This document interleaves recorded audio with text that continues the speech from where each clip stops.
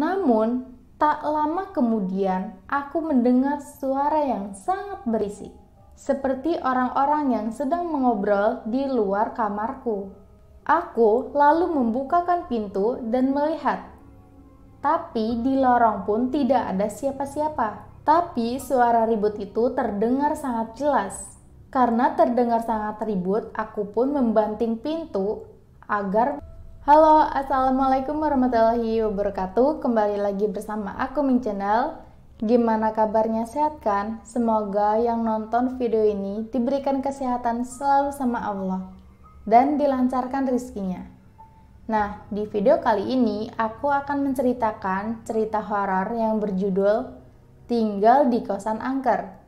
Sebelum aku memulai cerita, alangkah baiknya disubrek-subrek ya, dan tonton sampai habis. Oke guys, gak usah berlama-lama lagi, langsung aja kita menuju ceritanya.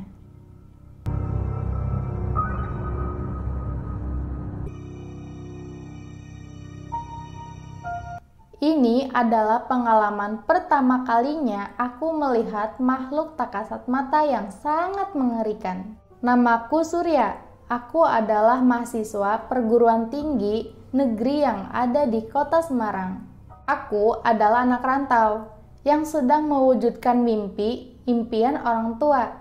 Ya, jurusan yang sebenarnya tidak aku minati, tapi demi orang tua aku harus menjalaninya. Akhir-akhir ini aku disibukkan oleh laporan-laporan yang sangat menyebalkan. Begitulah pikirku semenjak aku menginjak semester 2 ini. Oh iya, aku di sini tinggal dengan saudara ibuku yang lokasinya sangat jauh sampai 20 km kalau mau ke kampus. Ya, kira-kira 30 menit kalau mau perjalanan santai. Namun, hal itu berbeda ketika mulai masuk pagi. Ya, mungkin hanya 15 menit saja. Sering bolak-balik dari rumah ke kampus karena deadline tugas membuatku merasa lelah karena keteteran tugas yang sangat berantakan. Aku pun berencana untuk menyewa kos-kosan yang dekat dengan kampus. Di sini sajalah. Lagian cuma beberapa bulan doang dan harganya pun 250.000. Hari pertama dan hari kedua berjalan dengan biasa-biasa saja. Laporan terus yang aku kerjakan. Kevin akhir-akhir ini menjadi temanku dalam mengerjakan tugas. Selain itu, ada radio dan TV juga membantuku agar menghilangkan rasa bosan membuat laporan ini. Aku tinggal di kosan yang memiliki banyak cukup kamar. Kamarku bernomor 19 yang letaknya berada di lantai lorong 2. Dari kejauhan saja sudah terlihat bangunan yang tidak dirawat. Cat temboknya yang sudah mengelupas dan bisa dikatakan bahwa lantai lorong 2 ini terlihat kumuh.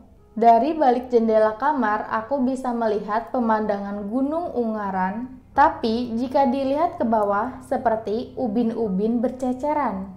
Ya mungkin itu bekas kamar lain yang dipugar dari kos ini.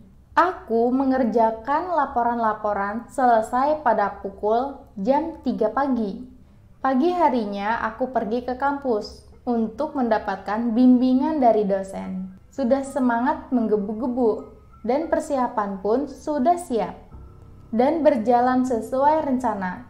Setelah mendapatkan bimbingan dari Pak Ridwan, aku pun mengajak temanku ke kantin. Cuy, kantin cuy, lapar nih.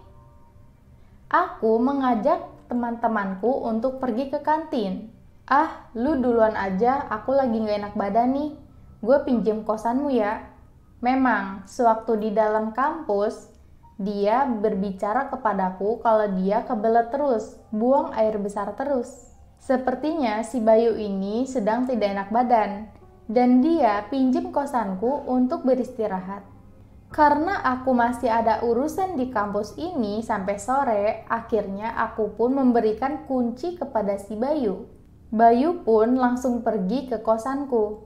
Sementara aku masih menunggu Pak Ridwan di kantin yang katanya akan sampai di kosan. Terlihat lampu kamarnya menyala ketika aku mau membukakan pintu.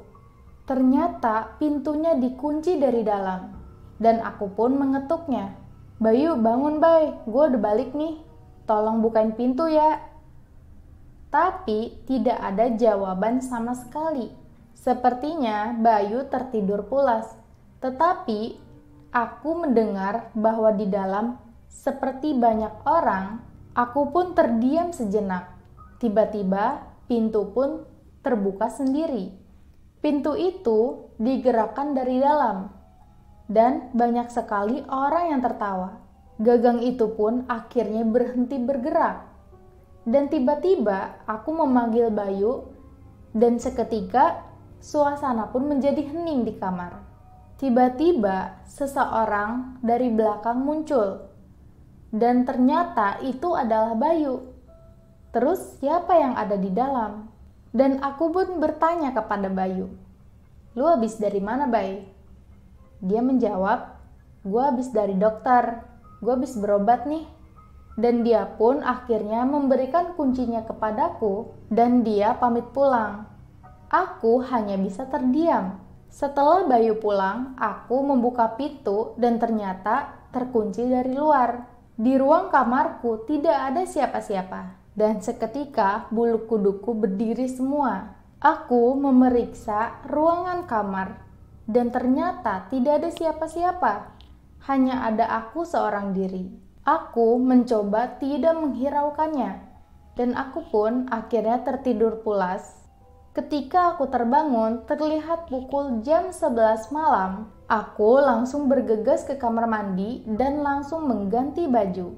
Lalu, aku langsung membuat laporan lagi sesuai yang ditunjukkan oleh Pak Ridwan. Sepertinya laporan tugas ini membuatku lupa dengan kejadian tadi. Namun, tak lama kemudian, aku mendengar suara yang sangat berisik, seperti orang-orang yang sedang mengobrol di luar kamarku. Aku lalu membukakan pintu dan melihat, tapi di lorong pun tidak ada siapa-siapa. Tapi suara ribut itu terdengar sangat jelas. Karena terdengar sangat ribut, aku pun membanting pintu agar mereka tersindir. Suara itu pun akhirnya berhenti. Tak lama kemudian, aku terdengar suara tetesan air. Lalu aku memeriksa kamar mandi dan melihat keran air. Saat aku berbalik dan aku melihat di bawah pintu, di sana terlihat banyak sekali air. Perasaan tadi aku tidak melihat ada genangan air. Rasa penasaranku membawa aku ingin segera membuka pintu.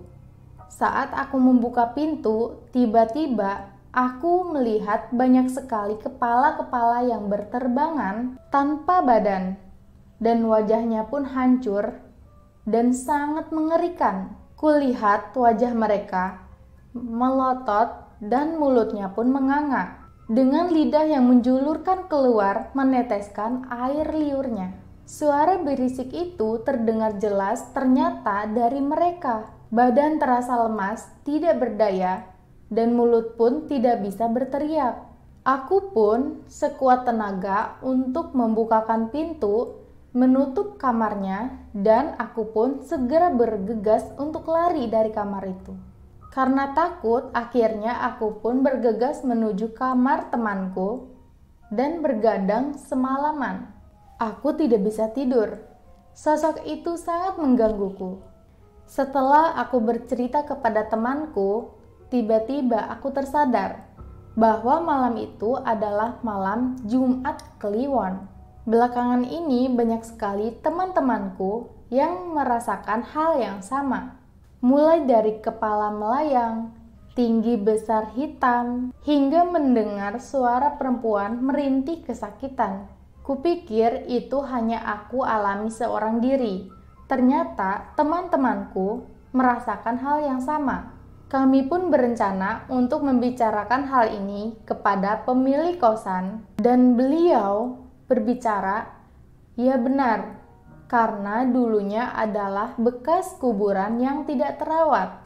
Dan oleh karena itu, dia membangun bangunan ini dari bekas kuburan itu. Karena aksesnya dekat dengan kampus, karena itu saya membelinya.